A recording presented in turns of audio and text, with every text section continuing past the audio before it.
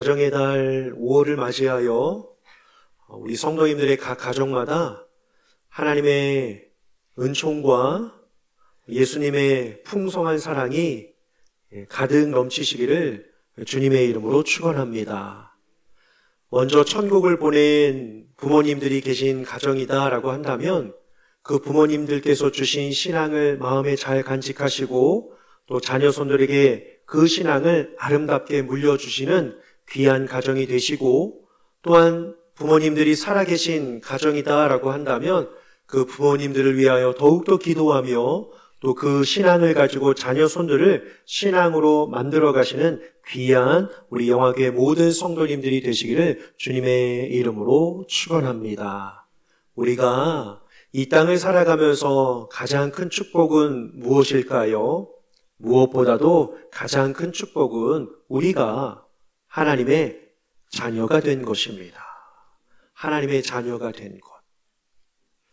이에 저는 오늘 여러분들과 함께 부모이긴 하지만 자녀인 우리, 또한 부모의 역할도 중요하지만 육신의 부모의 역할도 중요하지만 또 하나님의 자녀로서의 우리의 삶이 어떻게 살아야 끝날까지 주께 영광을 올려드리며 주님 한 분만으로 만족하며 살아갈 수 있을지 우리가 잠깐 말씀으로 함께 은혜를 나누고자 합니다.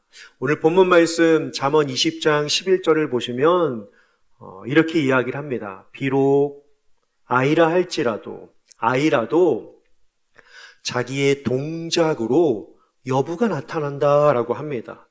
품행이 청결한 여부와 정직한 여부가 나타난다라고 말씀합니다. 무엇으로 말미암아 인가요? 자기의 동작으로입니다. 이에 저는 오늘 여러분들과 함께 자기의 동작이 무엇을 뜻하는지 함께 찾아가 보고자 합니다.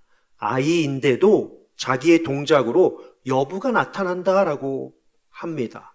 사실 아이는 어떠한 존재입니까? 솔로몬 당시 때도, 예수님 당시 때도, 바울 당시 때도, 그리고 제가 어릴 적에 있을 때도 사실 아이는 존중받지 못한 위치입니다.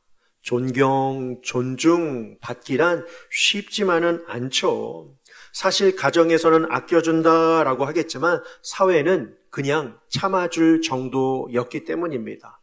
당시 언어를 보면 이 아이에 대한 편견이 얼마나 좋지 못했는가를 알 수 있습니다. 아이, 오늘 이 본문에 해당하는 이 아이라고 하는 이 단어는요, 여러분들이 들어보셨겠지만 파이디온이라고 하는 뜻을 가지고 있습니다. 아이의 헬라어가 파이디온입니다. 그런데 이 파이디온 이 뜻에는 아이라고 하는 뜻도 있지만 종, 노예 혹은 어리석음, 미숙한, 천진난만한, 덜 성숙한이라고 하는 뜻이 있습니다. 또 다른 단어가 하나 있는데요. 네피오스라고 하는 단어가 있습니다. 이 뜻도 아이라고 하는 뜻을 가지고 있지만 미숙한, 무력한 이 형용사의 뜻을 가지고 있습니다. 헬라 철학자들은 이에 어리석거나 혹은 미련한 사람을 꾸짖을 때마다 늘 이 네피오스라고 일컬었다고 합니다. 성경 구절 한 구절 보시면 고린도전서 14장 20절인데요. 바울도 어리석음을 뜻할 때 아이라고 하는 단어를 종종 사용하곤 하였습니다. 같이 한번 읽어보실까요? 시작. 형제들아, 지혜에는 아이가 되지 말고 악에는 어린아이가 되라. 지혜에는 장성한 사람이 되라. 아멘. 형제들아, 지혜에는 성숙한 사람이 되고 현명한 사람이 되고 라고 하는 단어가 아니라 아이가 되지 말라라고 합니다. 악에는 아이가 되라 라고 하는 것, 미숙하다 라고 하는 뜻을 담고 있죠. 제가 어릴 적에도 그랬던 것 같습니다. 저희 집에는 어릴 적에 종종 손님들이 알게 모르게 많이 찾아오곤 하였습니다. 하루는 언젠가 누군가 노크를 하고 집에 들어오려고 하였습니다.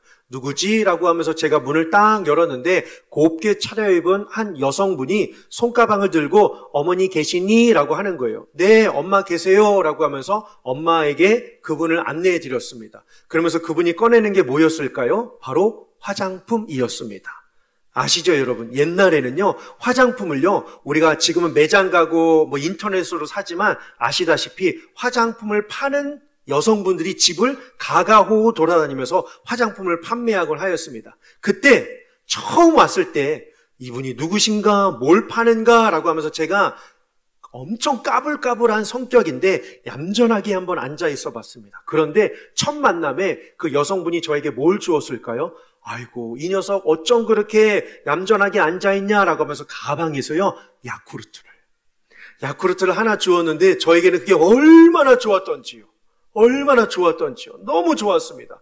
그리고 나서 사실 그 분뿐만 아니라 다른 손님들도 많았죠. 아시다시피 여러분 예전에는 어땠습니까? 값싸고 품질 좋은 계란차가 왔어요. 이 계란차가 이렇게 다녔단 말이죠. 저도 뭔가 나가면 뭔가 있겠지라고 하는 그 마음에, 물론 여러분이 보시기에 얼마나 어렵게 살겠어라고 저를 보시겠지만 사실 제가 연탄가스 3번 마시고 쓰러져서 죽다가 눈을 떴을 때 할머니 무릎팍에서 동치미를 먹고 깨어났거든요. 저도 죽다가 살아났는데 장로님처럼 그만큼은 아니지만 죽다가 3번이나 죽다가 살아난 그런 경험이 있어서 사실 어렵게 살던 그때였습니다. 근데 계란차가 오면 뭔가 신기한 게 있을까라고 하면서 나가봤을 때 항상 계란차 아저씨가 아이들이 막 3, 4, 5 모였을 때 하는 말이 있었어요. 한마디 아십니까?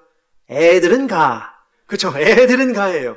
소독차 따라 보셨나요, 여러분? 소독차 빵 하면서 소독차 다니면 동네 아이들 다 모여가지고 그 냄새 막 하면서 막 연기 이렇게 하면서 막 따라다니잖아요. 근데 아저씨가 항상 애들은 가라고 할 만큼 아이는 사실 어느 시대나 존경이나 존중받지 못했던 것을 보여주고 있습니다.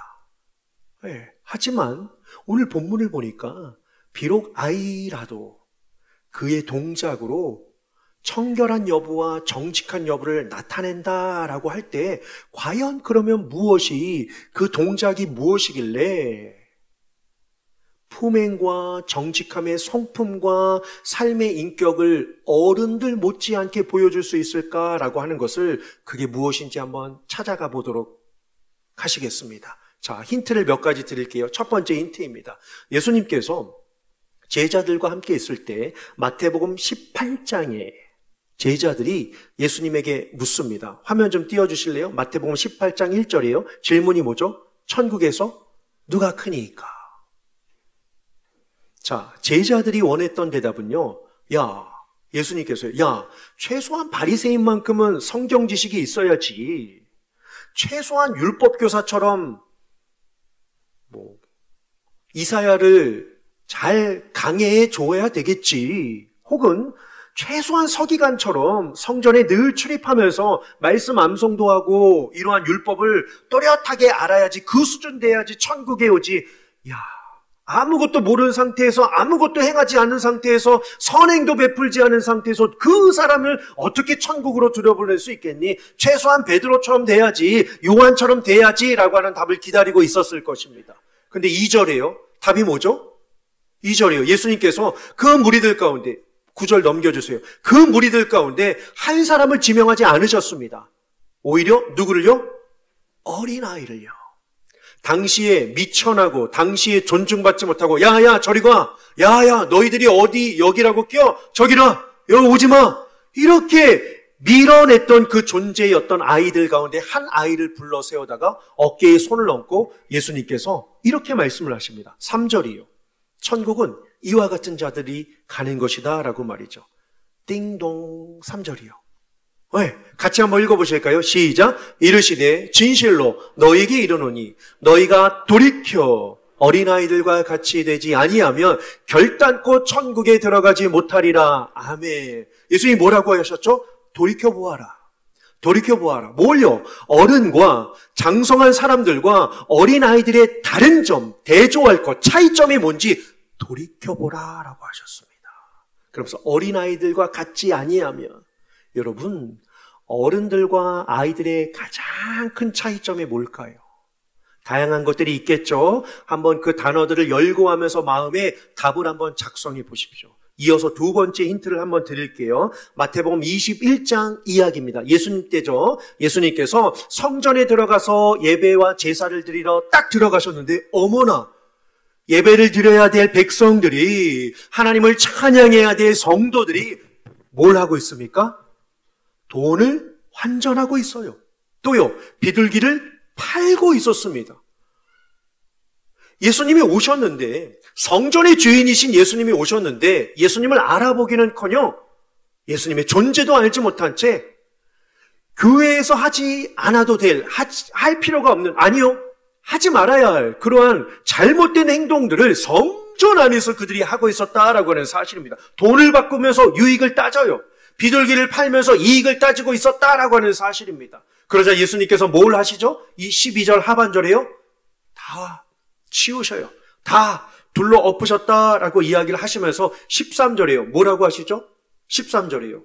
예수님께서 두 번째 줄에 뭐라고 하셔요? 너희는 강도의 소굴을 만들었다라고 합니다. 여러분, 성전은 어떠한 곳입니까? 하나님을 예배하는 곳은 어떠한 곳입니까? 첫 번째 줄이요. 예수님이 뭐라고 하시죠? 내 집은 기도하는 집이다라고 이야기를 하셨어요.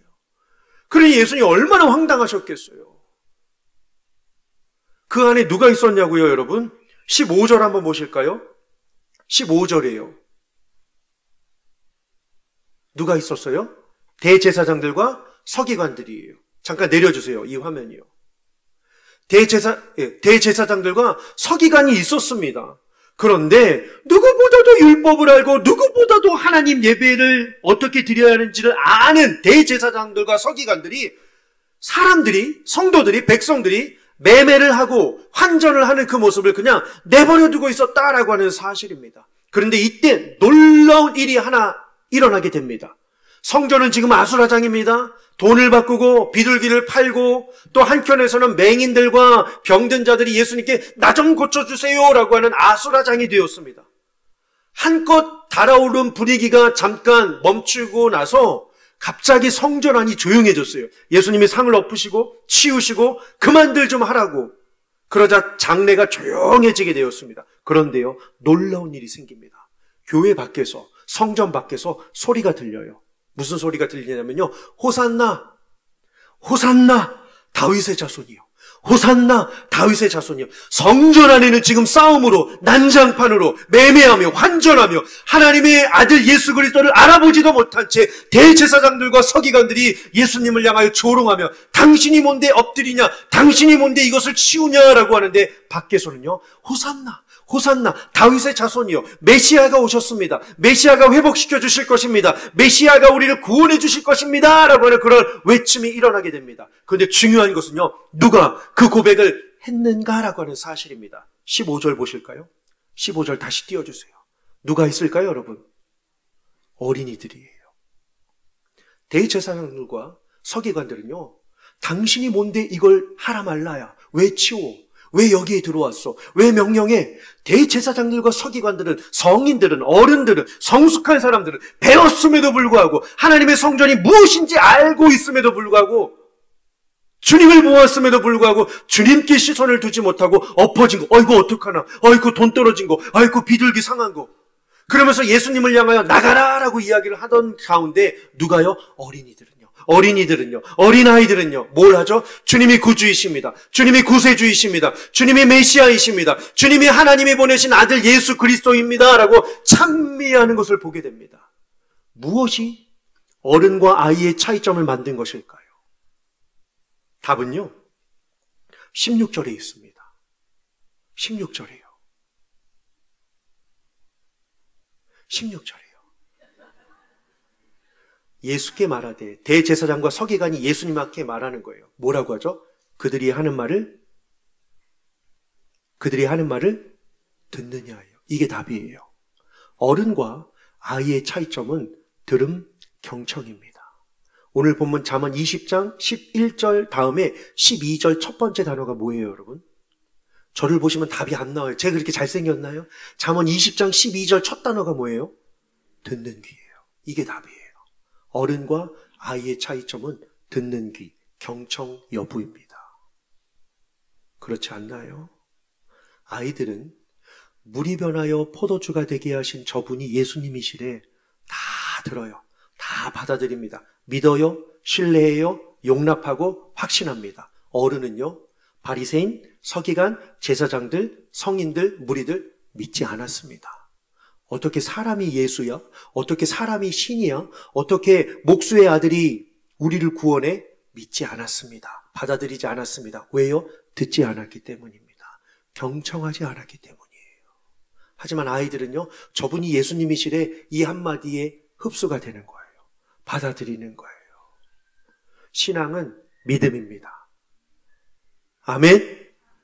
여러분, 하나님의 말씀을 믿으십니까? 세상에 그 어떠한 중요한 이야기가 있을지라도 하나님 말씀을 제일 중요하게 여기며 사시는 저와 여러분들 되시기를 주님의 이름으로 축원합니다. 16절 보시면 이렇게 이야기를 합니다. 예수께서 이르시되 그렇다. 누구를 지칭하시죠? 어린아기와 젖먹이들의 입에서 나오는 무엇이요? 찬미를 온전하게 하셨다라고 이야기를 합니다. 이게 뭐예요? 예표한 말씀을 성취하셨다라고 하는 뜻입니다. 누구에게요? 어린아이들을 통하여 예수님이 구주이신 것을 고백하는 것을 예언하셨다라고 하는 거예요. 그 예언이 어디 있을까요? 시편에 있습니다. 8편 2절 띄워주세요. 같이 읽어보실까요? 시작.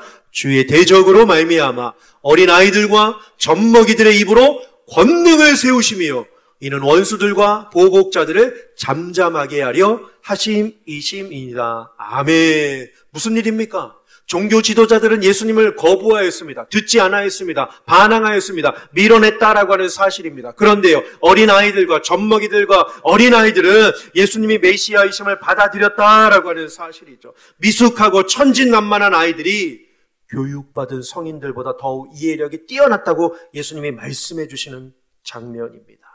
아이들의 비범함이 뭘까요? 경청입니다. 그 경청은 어디에서 나올까요? 겸손에서 나옵니다. 겸손에서 나와요. 여러분, 우리는 자꾸만 내 안에서 나오는 힘과 지식으로 상대를 상대하려고 합니다. 근데 이길 수가 없어요, 사실. 왜요? 우리는 본성상 다 교만한 자들이고 무지한 자들이기 때문입니다. 여러분, 우리가 오해해서는 안 돼요. 내 안에서 나오는 지식과 노하우가 세상을 아름답게 만들고 공동체를 힘있게 만드는 게 아니에요. 그러면요, 반대로요. 나는 무지하지만 나에게 들어오는 그러한 힘과 가르침과 교훈이 나를 강하게 만들고 공동체를 이롭게 만들다라고 하는 사실을요, 우리는 절대적으로 잊어서는 안 됩니다. 성경에도 있죠. 사람이 입으로 들어가는 것이 더럽게 하는 것이 아니라 몸에서 나오는 것이 그 사람을 더럽게 한다라고 이야기를 하고 있습니다. 가증한 것들이 우리 속 사람 가운데 얼마나 많이 있는지 몰라요.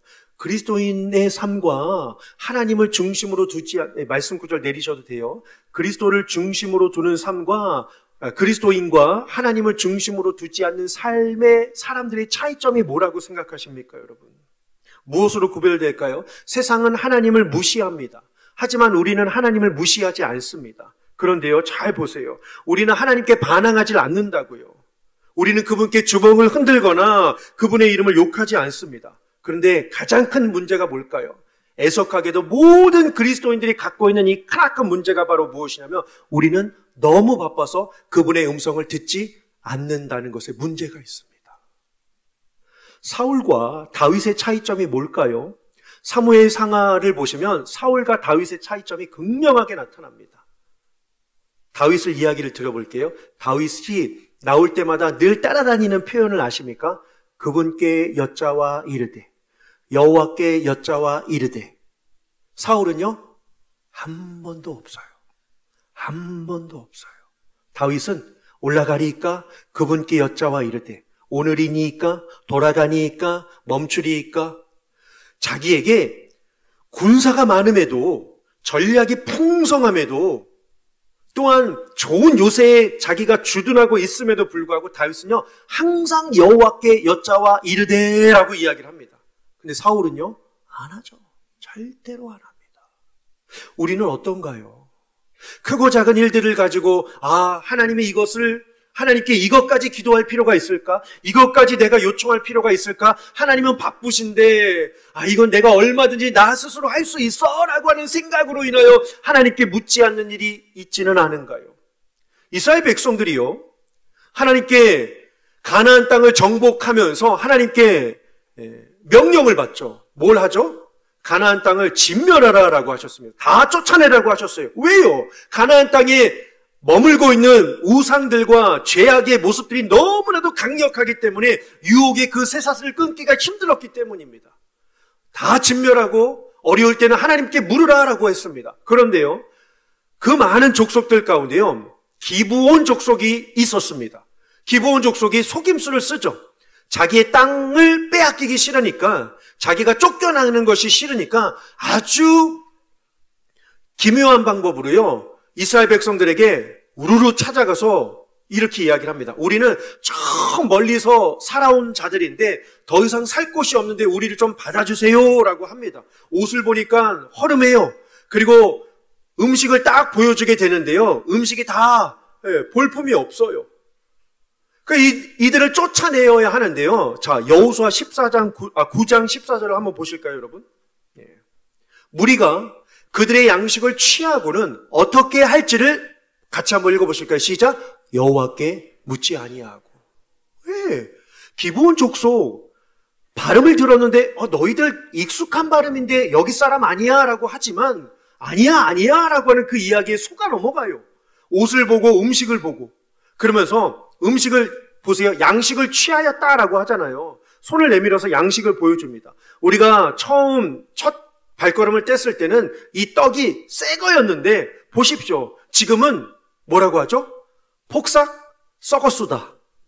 죄송합니다. 아는 분들은 아는 것 같아요. 폭삭 썩었다라고 하면서 볼품없는 이 떡을 보여주면서 도저히 못 먹겠다라고 이야기를 합니다. 그러자 이 속임수에 이스라엘 백성들이 속아서 이들을 받아주게 됩니다.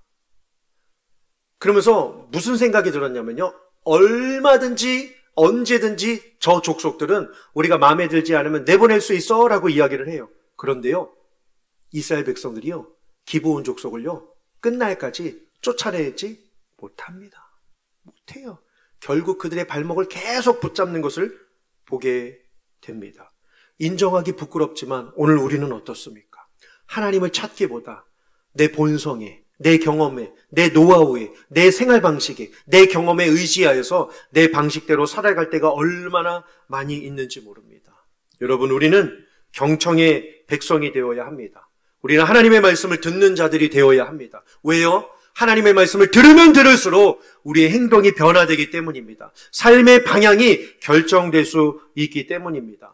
반대로 듣지 않는 것은 무기력한 행동이요, 무감각한 인생임을 우리는 잊지 말고 살아야 할 것입니다. 우리의 자녀들이 뭐라고 하는지 작정하며 듣는 것처럼 우리 하나님 아버지가 무엇이라고 말씀하시는지 작정하며 들으며 사는 저와 여러분들이 되시기를 주님의 이름으로 축원합니다. 물론 지금 설교를 들으시면서 하나님의 음성을 듣는 게 어떤 건데? 라고 궁금해하시는 분이 계셔요. 쉽게요. 하나님의 음성을 듣는 방법을 제가 알려드리도록 하겠습니다. 반대로 생각하시면 돼요. 하나님께 뜻을 물으면 됩니다. 하나님의 음성을 어떻게 듣는 거지? 말로 해주나? 책으로 보여주나? 환경으로 보여주나? 아니요. 하나님 앞에 엎드려 하나님을 찾으시면 돼요. 제가 그것을 자녀를 통하여 하나님의 음성을 듣는 방법을 여러분들에게 알려드릴게요. 자, 대다수 부모들은요, 자녀를 위하여 기도하는 게 다 똑같아요. 특별히 많지만 두 가지 이 기도 제목은요, 모든 부모들이 자녀를 위하여 똑같이 기도합니다. 뭔지 아십니까? 하나님, 내 자녀 첫 번째로요, 지켜주세요. 그쵸? 학교를 가건 뭘 하건 어디를 하건 지켜주세요. 보호해주세요. 안전하게 해주세요. 사고 나지 않게 해주세요. 병들지 않게 해주세요. 어려움 겪지 않게 해주세요. 슬픔 당하지 않게 해주세요. 고난 당하지 않게 해주세요. 좌절하지 않게 해주세요. 낙심하지 않게 해주세요. 공통적인 모든 부모들의 기도의 첫 번째, 지켜주세요. 하나님 지켜주세요. 나쁜 게 아니에요. 두 번째는요, 하나님 뭘까요? 잘 되게 해주세요. 그렇죠? 하나님 지켜주세요. 두 번째는 잘 되게 해주세요. 취업 잘 되게 해주세요. 승진하게 해주세요. 이직하게 해주세요. 성공하게 해주세요. 연봉 올라가게 해주세요. 결혼 잘하게 해주세요. 임신하게 해주세요. 좋은 배우자 만나게 해주세요. 시험 잘 보는데 합격하게 해주세요. 그쵸? 지켜주세요. 잘 되게 해주세요. 입니다. 나쁘다는 게 아니에요. 저도 이 덫에 빠지기가 일쑤이기 때문입니다. 그런데 이렇게 기도하다 보면 어때요? 마음이 평안할 수가 없어요. 그렇죠? 마음이 평안할 수가 없어요. 그러면 하나님의 음성을 듣고 하나님의 일하심을 확신할 수 있는 이 세 번째 기도 제목을 제가 영화교회 성도님들에게만 제가 알려드리도록 하겠습니다. 딴 교회 가셔서 이 방법 알려주시면 안 돼요. 아시겠죠? 청년들 잘 들으시고 딴 친구들에게 알려주시지만 여러분들에게만 제가 알려드리니까 잘 들어보세요. 모든 첫 번째, 두 번째가 지켜주세요. 주세요. 지켜주세요. 잘 되게 해주세요. 주세요. 하잖아요. 세 번째 기도는 이렇게 한번 해보세요. 하나님, 내 자녀에게 이렇게 일해주시니 감사합니다.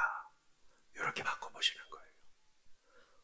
자, 보세요. 하나님, 오늘 시험 보러 가는데 지혜 주시고 건강 주시고 컨디션 주시고 답지 밀려 쓰지 않게 해주세요 라고 하는 기도와, 자 보세요. 하나님, 시험 볼 수 있는 기회를 주셔서 감사합니다. 이 아이에게 시험 볼 수 있는 지혜를 주셔서 감사합니다. 하나님이 이 영혼을 책임져 주심에 감사를 드립니다. 이 영혼이 어떠한 길을 걸어가든지 주님이 돌보아 주실 줄 믿사오니 주여 이 아이를 통하여 영광받아 주시옵소서. 어때요? 기도의 뉘앙스가 완전 다르죠. 첫 번째 기도는요, 불안과 염려와 근심과 걱정밖에 안 돼요. 왜요? 이렇게 하는데, 주세요라고 하는데 안 주시면 두려우니까요. 그런데요, 맡기는 기도는 어떻습니까? 마음이 평안하죠. 걱정할 필요가 없어요. 오히려 그러면서 이 기도는 획일적이에요. 성공하게 해주세요. 취업하게 해주세요. 시험 잘 보게 해주세요. 라고 하는 이 기도는 참 획일적인데, 보세요. 후자의 기도는 어떻습니까? 아이의 여러 가지 면모를 보면서 하나님 앞에 감사할 수 있는 기도가 울려 퍼질 수 있기 때문입니다. 오늘부터 한번 해보십시오. 지켜주세요. 잘 되게 해주세요도 중요하지만 하나님이 이 아이에게 이러한 은사를 주셔서 감사합니다. 이 아이가 오늘도 학교 갈 수 있게 해주셔서 감사합니다. 이명우 장로님 기도에 오늘 말씀해 주신 것처럼 말이죠. 하나님 오늘 예배에 나오게 해주신 거 감사합니다. 할렐루야. 그럼요. 다르죠. 달라요.